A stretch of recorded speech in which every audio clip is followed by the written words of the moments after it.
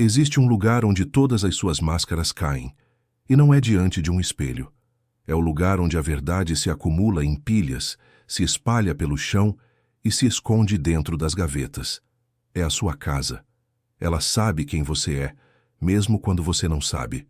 Sabe o que você adia, o que você evita, o que você perdeu e ainda não teve coragem de soltar. Nenhuma parede é neutra, nenhum canto é inocente. Cada detalhe é um reflexo. A casa fala, mas quase ninguém ouve. Seja bem-vindo. Se esse tipo de reflexão te provoca a olhar para dentro, deixa o like, se inscreve no canal e comenta aqui embaixo o que a sua casa tem revelado sobre você. Agora, vamos mais fundo. A maioria das pessoas acredita que o autoconhecimento é algo que acontece apenas na mente, através de livros, terapia, meditação. Mas a verdade é que o corpo e o espaço ao nosso redor são tão reveladores quanto os pensamentos. Sua casa é o seu inconsciente em forma de parede, chão e mobília. Ela mostra as áreas da sua vida que você evita, os ciclos que você não fecha, as promessas que deixou no meio do caminho. Um armário abarrotado pode esconder o medo de decidir. Uma mesa coberta de papéis pode contar a história de uma mente que perdeu o foco. Em muitas tradições espirituais antigas, o lar era considerado uma extensão da alma. No Egito, acreditava-se que o Ka, a força vital de uma pessoa, habitava também nos objetos e nos cômodos. Já no Japão, o conceito de Ma descreve o vazio vivo, o espaço entre as coisas onde a energia flui. Na cultura hindu, o ato de varrer o chão pela manhã simboliza varrer a negatividade antes que o dia comece. E em mosteiros cristãos, os monges limpam as celas em silêncio, porque entendem que limpar fora é purificar dentro. Mas nós, modernos, esquecemos disso. Vivemos entre cabos, roupas e telas, acreditando que a desordem é um preço natural da pressa. Só que o caos do espaço nunca é neutro. Ele drena energia, dispersa a atenção e cria uma sensação sutil de culpa, aquela impressão de que há sempre algo pendente, algo não resolvido. Você já sentiu isso? Entra em casa e, mesmo cansado, não consegue relaxar. O corpo está parado, mas a mente continua em alerta. Talvez o problema não esteja no excesso de tarefas, mas na ausência de silêncio. Não apenas o silêncio do som, mas o silêncio visual, o silêncio do ambiente. A paz não é um dom místico, ela é construída metro por metro, gesto por gesto. O primeiro passo para alcançá-la pode estar naquilo que você mais ignora, o estado do lugar onde você vive. E se a bagunça da sua casa não for um acaso, mas um pedido de socorro da sua própria mente? Em mosteiros antigos, monges varrem o chão lentamente, como se cada grão de poeira fosse um pensamento. Eles não limpam porque estão incomodados com a sujeira, mas porque compreendem algo que esquecemos. O espaço externo e o espaço interno são o mesmo campo. Quando limpam, estão também reorganizando o espírito. Para eles, cada vassourada é uma oração silenciosa. Cada objeto devolvido ao seu lugar é uma emoção pacificada. Essa prática, chamada Samu, no Zen budismo, ensina que não há tarefas pequenas. O ato de limpar o chão é o mesmo que acender uma vela ou recitar um mantra. O que muda é a presença. É por isso que monges não acumulam. Eles não veem beleza no excesso, mas na clareza. Um quarto simples, limpo e arejado é para eles uma forma de sabedoria materializada. A psicologia moderna tem comprovado o que os monges sempre souberam. Quando o ambiente está limpo e organizado, o cérebro libera menos cortisol, o hormônio do estresse. O campo visual se torna mais previsível e isso diminui a sobrecarga cognitiva, aquela sensação de estar sempre ligado. Você não precisa de luxo para sentir paz, precisa de espaço. O vazio, quando é intencional, se transforma em energia disponível. Mas a limpeza não é sobre perfeição, é sobre presença. Quando você lava uma xícara com atenção, quando dobra uma roupa sentindo a textura, quando abre a janela para deixar o ar entrar, você está reeducando a mente para o agora. É uma forma de oração física. E o contrário também é verdade. Quando você acumula, ignora, adia, está dizendo para si mesmo que não tem tempo para a própria alma. Na cultura japonesa, existe o conceito de Osuji, a grande limpeza de fim de ano. Ela simboliza a purificação dos excessos antes de recomeçar um novo ciclo. O Brasil herdou essa tradição sem perceber. É por isso que tanta gente sente vontade de limpar a casa quando o ano termina. É um instinto ancestral de renovar o campo. Imagine se essa prática deixasse de ser anual e se tornasse diária. Não como obrigação, mas como ritual. Imagine começar o dia limpando a mente enquanto limpa o espaço. Um movimento de cada vez, um objeto de cada vez. Não há pressa, há presença. Você já parou para pensar quantas decisões diárias poderiam ser mais leves se o seu entorno fosse simples? Quantos pensamentos desnecessários desapareceriam se você tivesse menos para administrar? Talvez a clareza que você busca em livros e retiros esteja escondida no ato mais simples de todos: cuidar do lugar onde você vive. Existe um tipo de peso que não se carrega nos ombros, mas nos olhos. É o peso do que está fora do lugar. Cada prato sujo, cada pilha de roupas, cada objeto esquecido no canto cria um ruído silencioso, uma voz sussurrando: você ainda não terminou. E mesmo que você tente ignorar, seu corpo sabe. Ele sente a desordem como um ruído de fundo constante, drenando energia, minando a concentração, roubando o descanso. A neurociência chama isso de sobrecarga cognitiva.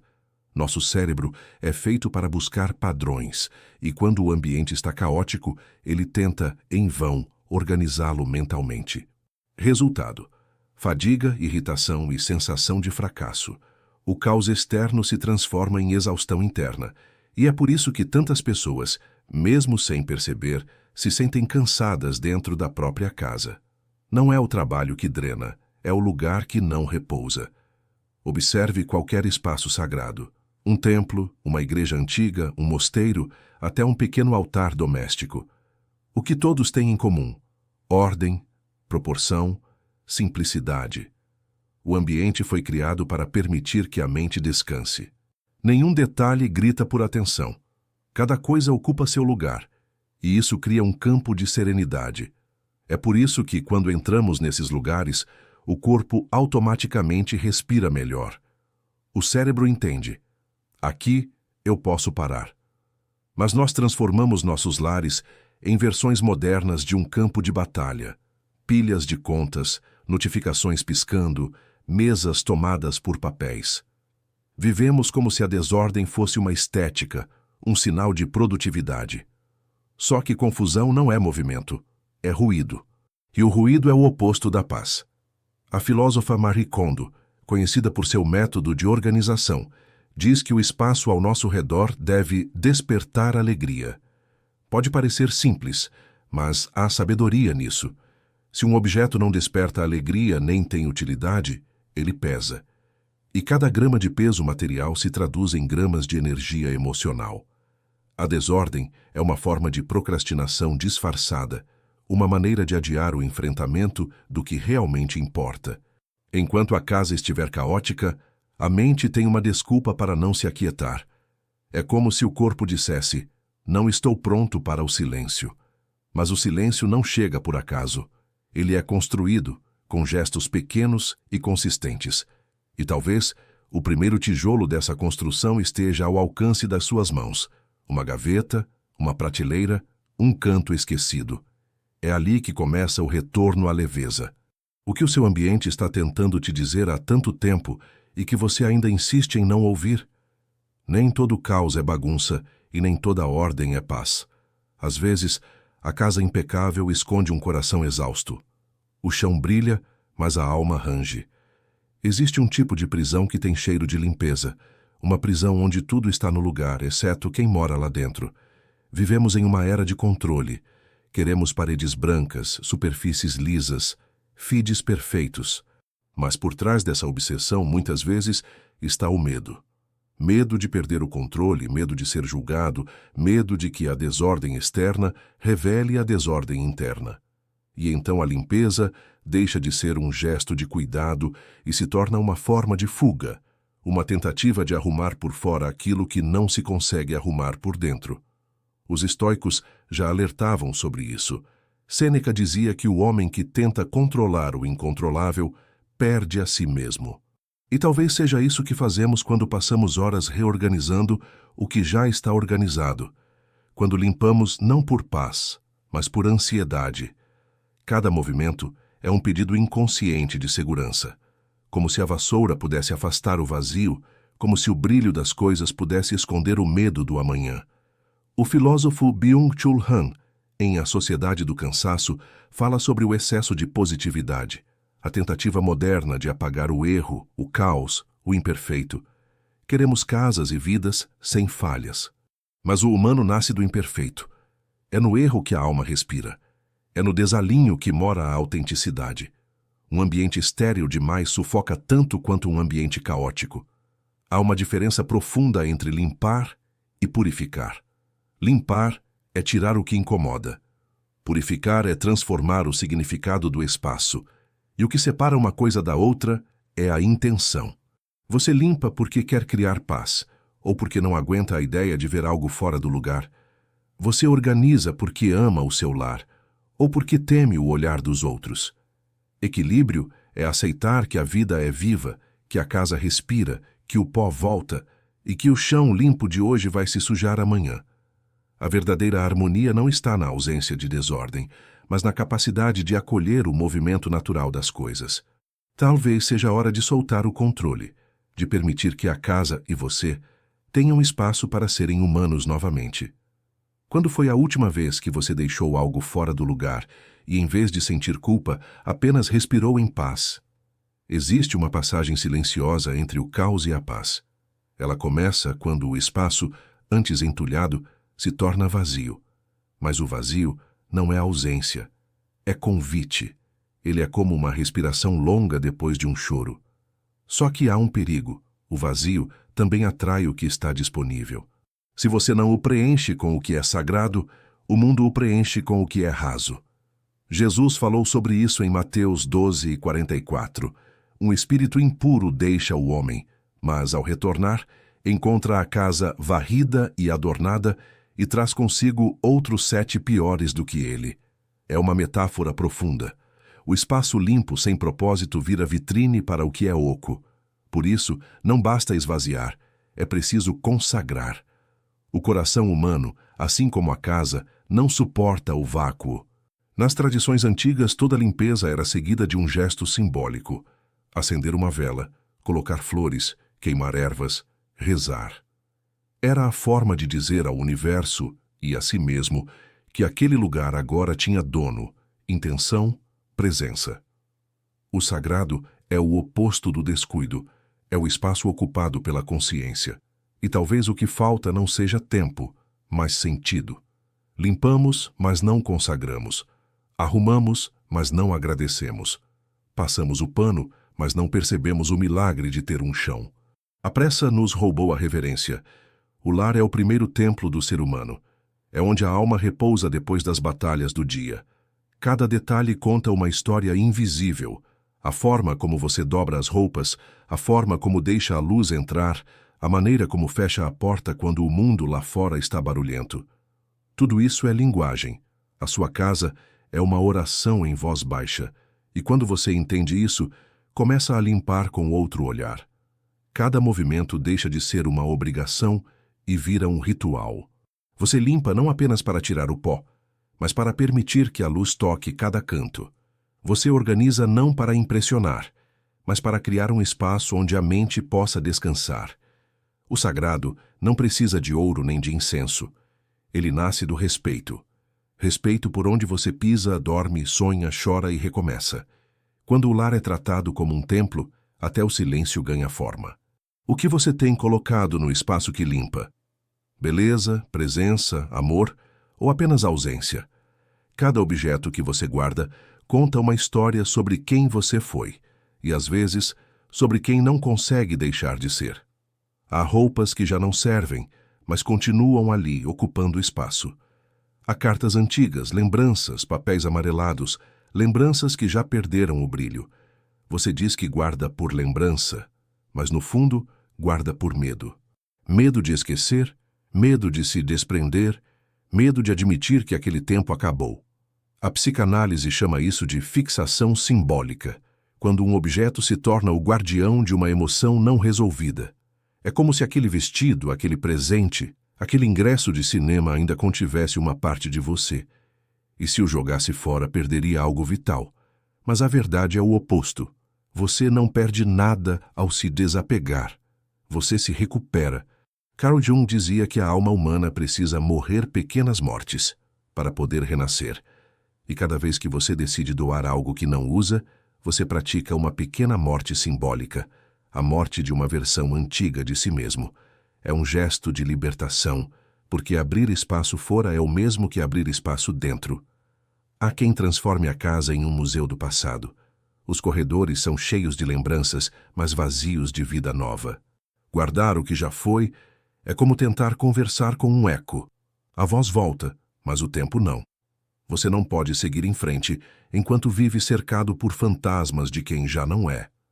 Olhe ao redor e pergunte-se: quantas dessas coisas representam quem eu sou hoje? E quantas me prendem ao que já passou? Às vezes a bagunça não está no chão, está na linha do tempo. Em tradições japonesas, quando um objeto se quebra, pratica-se o kintsugi, a arte de reparar com ouro as rachaduras, transformando o defeito em beleza. É uma lição poderosa. Você não precisa guardar tudo inteiro. Pode deixar o que se quebrou ir e manter apenas o aprendizado, a beleza da cicatriz. Doar não é perder, é agradecer e seguir. Cada peça que sai abre uma janela para o novo entrar. E talvez o que mais te pesa não seja o que falta, mas o que sobra.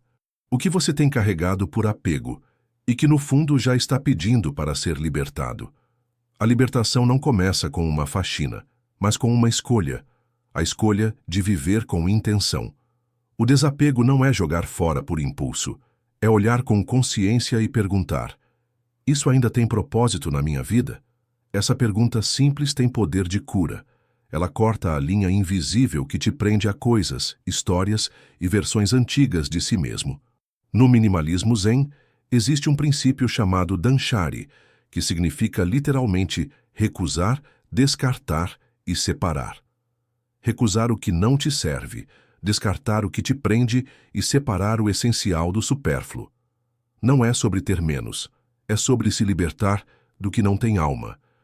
Comece pequeno, uma gaveta, uma prateleira, um canto da casa que parece te chamar há tempos. Toque os objetos com calma, perceba o que sente. Alguns farão você sorrir. Mantenha-os. Outros provocarão um peso, uma tensão sutil. Esses já cumpriram o papel. Agradeça e deixe ir. O simples gesto de agradecer transforma o ato de jogar fora em ritual de encerramento. A neurociência mostra que o cérebro libera dopamina quando completamos tarefas concretas. Cada espaço limpo envia ao corpo uma mensagem: eu tenho controle, eu posso mudar. Por isso, o processo não é só estético, é terapêutico. Ele te ensina que é possível reorganizar o mundo, começando pelo metro quadrado que você toca. Uma boa prática é usar a regra dos 90 dias. Se você não usou algo nos últimos 90 dias e não imagina usar nos próximos 90, talvez já seja a hora de seguir em frente. Outra é a caixa de transição. Coloque os objetos duvidosos ali e aguarde um mês. Se não sentir falta, está decidido. A limpeza física se transforma, então, em uma espécie de meditação ativa. Enquanto remove o pó, você percebe que também está removendo pensamentos antigos. Enquanto dobra roupas, está dobrando culpas. Enquanto doa, está abrindo espaço para o inesperado. E é curioso, quanto mais você solta, mais leve o mundo fica. O ar parece circular melhor, a mente se torna mais silenciosa e a alma começa a respirar. Você passa a compreender que o verdadeiro luxo não é ter muito, é precisar de pouco. Quantas coisas ainda ocupam o seu espaço, apenas porque você não teve coragem de se despedir delas? O modo como você trata o lugar onde vive é o modo como trata a si mesmo. Quando negligencia a casa, está dizendo, sem palavras, que não tem tempo para o próprio bem-estar. Mas quando acende uma luz suave, dobra uma manta, organiza a mesa, está enviando uma mensagem silenciosa para o inconsciente. Eu mereço conforto, mereço ordem, mereço paz. Não é sobre estética, é sobre identidade. Um lar em harmonia desperta o mesmo estado interno. É por isso que depois de uma arrumação, mesmo exausto, você sente leveza. O corpo interpreta o ambiente ordenado como segurança e o cérebro libera serotonina, o hormônio da calma. A casa fala com o sistema nervoso e ele responde.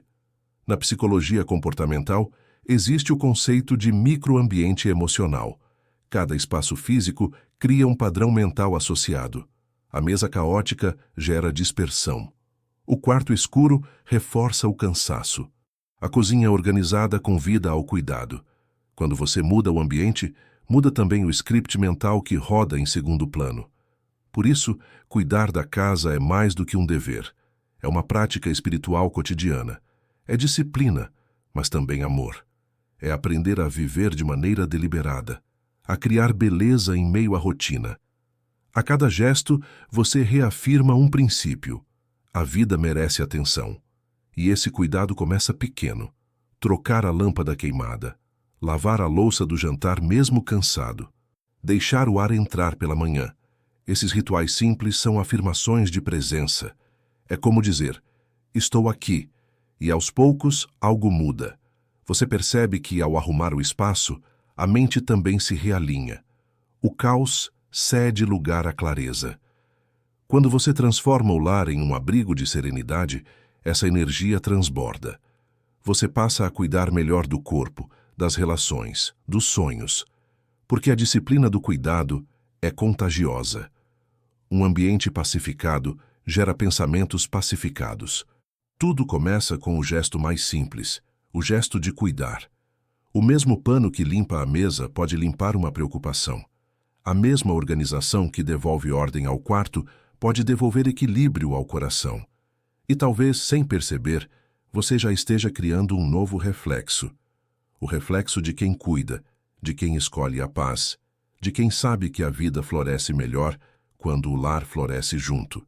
O que o seu espaço diria sobre o amor que você tem por si mesmo? Quando o cuidado se torna presença, a casa deixa de ser apenas cenário e passa a ser templo. Cada gesto cotidiano, varrer, acender uma vela, abrir uma janela, pode se tornar uma forma de oração. O silêncio entre os sons do dia pode ser tão sagrado quanto qualquer cântico. A espiritualidade não mora só nas igrejas ou nos altares, mora nas pequenas repetições do amor. Os monges beneditinos chamavam isso de ora et labora, rezar e trabalhar. Para eles não existia fronteira entre o ato prático e o ato espiritual. Tudo era oração quando feito com consciência. E talvez o que chamamos de rotina seja exatamente isso. Uma sequência de oportunidades para transformar o banal em sagrado. Quando você arruma a cama de manhã, está dizendo ao universo, eu respeito o novo dia. Quando prepara o café, com calma, está nutrindo o corpo e a alma. Quando acende uma luz suave à noite, está permitindo que o lar descanse junto com você. Cada gesto é uma linguagem. Cada cuidado é um cântico silencioso. A arte japonesa do ikebana, o arranjo de flores, ensina que o importante não é a flor, mas o espaço entre elas. É o vazio que cria harmonia. Assim também é o lar. O que o torna sagrado não é o número de coisas, mas o espaço onde a alma pode respirar. Talvez você nunca tenha pensado nisso, mas o modo como você cuida da casa é o modo como conversa com o divino. Não com palavras, mas com ações. É uma oração sem voz, feita de gestos repetidos. É um ritual que transforma a rotina em contemplação. Há quem procure paz em viagens, templos distantes, retiros espirituais, mas o primeiro altar está logo ali, na mesa onde você come, na pia onde você lava as mãos, no canto onde repousa seu silêncio. Quando você acende uma vela, ou simplesmente abre as janelas e deixa a luz entrar, você está fazendo o mesmo, convidando a vida a entrar. E quando o lar se enche dessa energia tranquila, você percebe que a oração verdadeira não é pedir, é cuidar. Cuidar do que Deus te deu, cuidar do que o tempo construiu, cuidar do espaço onde a alma repousa depois das batalhas do mundo. O que aconteceria se amanhã cada coisa que você fizesse em casa fosse feita como se fosse uma prece? No fim, cuidar da casa é apenas o começo. O verdadeiro propósito é cuidar da alma que vive nela. A bagunça, o silêncio, o cheiro de limpeza, a luz que entra pela janela, tudo isso é um espelho. O lar reflete o estado da mente, e a mente, por sua vez, molda o lar. Quando você compreende essa dança, entende que nunca foi sobre vassouras ou gavetas, mas sobre consciência. A cada coisa que você solta, algo dentro de você se reorganiza. A cada espaço que você abre, o ar novo traz esperança. E então, o lar começa a mudar de frequência.